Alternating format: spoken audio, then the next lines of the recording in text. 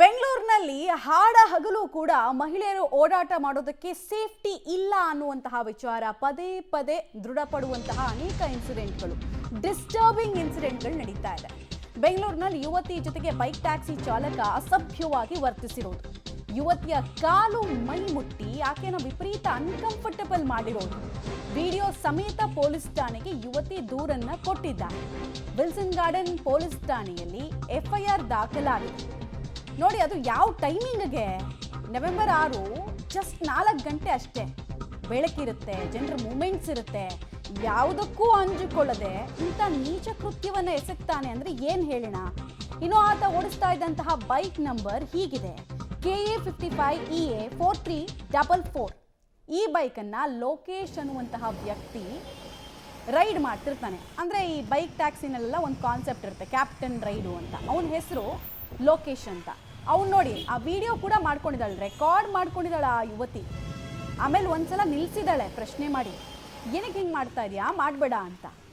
ಪದೇ ಪದೇ ಹಿಂಗೆ ಮುಟ್ಟಿ ಮುಟ್ಟಿ ಕಿರುಕುಳ ಕೊಡ್ತಾನೆ, ಬೀದಿ ಕಾಮಣ್ಣನ ರೀತಿ ವರ್ತಿಸ್ತಾನೆ. ಅಂದರೆ ಇವನನ್ನು ಹೈರ್ ಮಾಡಿದ ಕಂಪನಿಗೆ ಏನು ಹೇಳಬೇಕು? First of all, bike taxi legal illegal ಆ ವಿಚಾರ ಕೋರ್ಟಲ್ಲಿದೆ. ಈ ಬೆನ್ನಲ್ಲೇ ಕದ್ದು ಮುಚ್ಚಿ ಇವ್ರು ಸರ್ವಿಸನ್ನು ಕೊಡ್ತಿದ್ದಾರೆ. ರ್ಯಾಪಿಡೋ, ಊಬರು ಅವರೆಲ್ಲ ಕದ್ದು ಮುಚ್ಚಿ ಕೊಡ್ತಿದ್ದಾರೆ. ಈಗಲೂ ಸಿಗುತ್ತದೆ ಅವೈಲಬಿಲಿಟಿ. ಬಟ್ ಓಡಿಸೋರ ಬ್ಯಾಕ್ಗ್ರೌಂಡ್ ವೆರಿಫಿಕೇಷನ್ನ ಕಂಪ್ನಿಗಳು ಮಾಡ್ಕೊಳ್ತಾ ಇಲ್ವಾ? ಯಾರಂದ್ರೆ ಅವ್ರಿಗೆ ಕೆಲಸ ಕೊಡ್ತಾ ಇದ್ದಾರೆ. ಹಾಗಾದರೆ ಮಹಿಳೆಗಾಗುವಂತಹ ಘಾಸಿ ಇದರಿಂದ ಏನು? ಅಂದರೆ ಯಾರು ಹೆಂಗೆ ಬೇಕಾದರೂ ಮುಟ್ಬಿಡ್ಬೋದಾ ಯುವತಿಯರನ್ನ? ಯಾರಿಗೂ ಸೇಫ್ಟಿ ಇಲ್ವಾ? ಸಂಜೆ ಹೊತ್ತು ರಾತ್ರಿ ಹೊತ್ತಾಗಿದ್ರೆ ಟೈಮಿಂಗು ಹುಡುಗಿರ್ ತಪ್ಪು, ಹಾಗೆ ಹಿಂಗೆ ಅಂತ ಕೆಲವರೆಲ್ಲ ವಾದ ಮಾಡ್ತಿದ್ರಪ್ಪ. ಇದೇನು?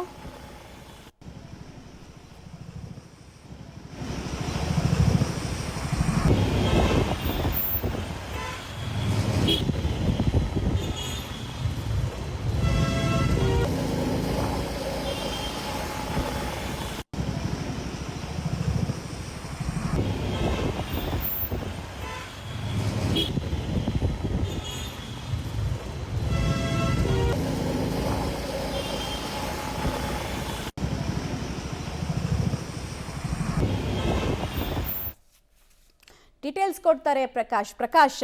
ಮಹಿಳೆಯರ ಸುರಕ್ಷತೆ ಗೌರವದ ವಿಚಾರ ಇಲ್ಲಿ ಬರುತ್ತೆ. ಅವನು ಕೈ ಹಾಕಿದ್ದು ಮಹಿಳೆಯರ ಗೌರವಕ್ಕೆ. ಸೊ ಕಾನೂನಿನ ಮೂಲಕನೇ ಅವನ ಕೈ ಮುರಿಬೇಕಾಗತ್ತೆ. ಆ ಕೆಲಸ ಪೊಲೀಸರು ಮಾಡಿದ್ದಾರಾ? ಇವನು ಸಿಕ್ಕಾಕೊಂಡಿದ್ದಾನ? ಮತ್ತೆ ಈ ಕಂಪನಿಯವರು, ಇವನನ್ನು ಹೈರ್ ಮಾಡ್ಕೊಂಡಂತಹ ಕಂಪನಿಯವ್ರು ಕೊಡ್ತಾ ಇರೋ ಸ್ಪಷ್ಟನೆ ಏನು?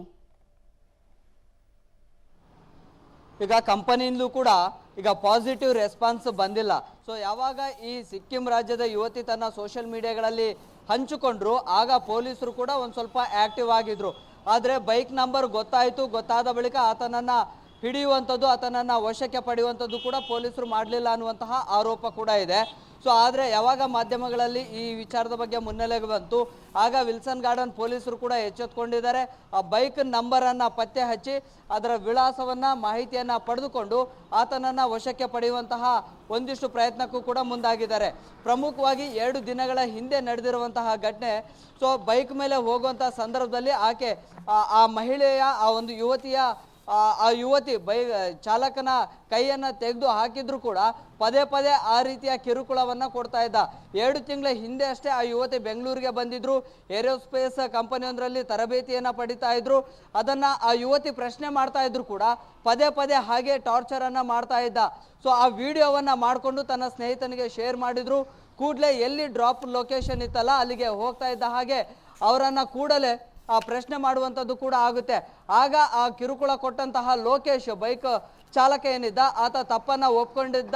ಜೊತೆಗೆ ಇನ್ನು ಮುಂದೆ ಮಾಡೋದಿಲ್ಲ ಅಂತ ಹೇಳಿ ಆ ರ್ಯಾಪಿಡೋ ಬೈಕ್ ನಂಬರನ್ನು ಕೂಡ ಅದರಲ್ಲಿ ಮೆನ್ಷನನ್ನು ಮಾಡಿದ್ರು, ಆತನ ಹೆಸರನ್ನು ಕೂಡ ಮೆನ್ಷನ್ ಮಾಡಿದ್ರು. ಆದರೆ ಇಂತಹ ಪ್ರಕರಣಗಳು ಪದೇ ಪದೇ ಬೆಳಕಿಗೆ ಬರ್ತಾ ಇದೆ. ಆದರೆ ಯಾವುದೋ ನಕಲಿ ನಂಬರ್ ಪ್ಲೇಟ್ಗಳನ್ನು ಹಾಕ್ಕೊಂಡು ರ್ಯಾಪಿಡೋ ID ಕ್ರಿಯೇಟನ್ನು ಮಾಡಿಕೊಂಡ್ರೆ ಇಂತಹ ಕೇಸ್ಗಳನ್ನು ಪತ್ತೆ ಹಚ್ಚೋದಕ್ಕೆ ಆಗೋದಿಲ್ಲ. ಪ್ರಮುಖವಾಗಿ ಮಹಿಳೆಯರ ಸುರಕ್ಷತೆ ಅನ್ನುವಂಥ ವಿಚಾರ ಬಂದಾಗ ಇಂತಹ ಪ್ರಕರಣಗಳ ಬಗ್ಗೆ ಪೊಲೀಸ್ ಇಲಾಖೆ ಗಂಭೀರವಾಗಿ ತೆಗೆದುಕೊಳ್ಬೇಕು. ಆದರೆ ಸುಮ್ಮನೆ ನಾಮಕೆ ವಾಸ್ತೆ ಅವರನ್ನು ಕರೆಯುವಂಥದ್ದು ಮತ್ತೆ ವಾಪಸ್ ವಿಚಾರಣೆ ಮಾಡಿ ಕಳಿಸಿದ್ರೆ ಖಂಡಿತವಾಗ್ಲೂ ಕೂಡ ಮಹಿಳಾ ಸುರಕ್ಷತೆ ಬಗ್ಗೆ ದೊಡ್ಡ ಆತಂಕಗಳು ಕೂಡ ಸೃಷ್ಟಿಯಾಗಬಹುದು. ಮಮತಾ ಹೆಗ್ಡೆ. ರೈಟ್, ಧನ್ಯವಾದ ತಮ್ಮೆಲ್ಲ ಮಾಹಿತಿಗಾಗಿ. ಒಟ್ಟಿನಲ್ಲಿ ನಾವು ಗಮನಿಸ್ತಾ ಇದ್ವಲ್ಲ ಈಗ ಈ ವಿಜುವಲ್ಸ್ ಮೂಲಕ, ಇವನಿಗೇನು ಪಾಠ ಕಲಿಸಲಾಗತ್ತೆ ಅನ್ನೋದು ಪ್ರಶ್ನೆ. ಸುಮ್ಮನೆ ಯಾವುದೋ ಒಂದು ವೀಕ್ ಸೆಕ್ಷನ್ಸನ್ನು ಹಾಕಿ ಕೇಸ್ ಮಾಡಬಾರ್ದು.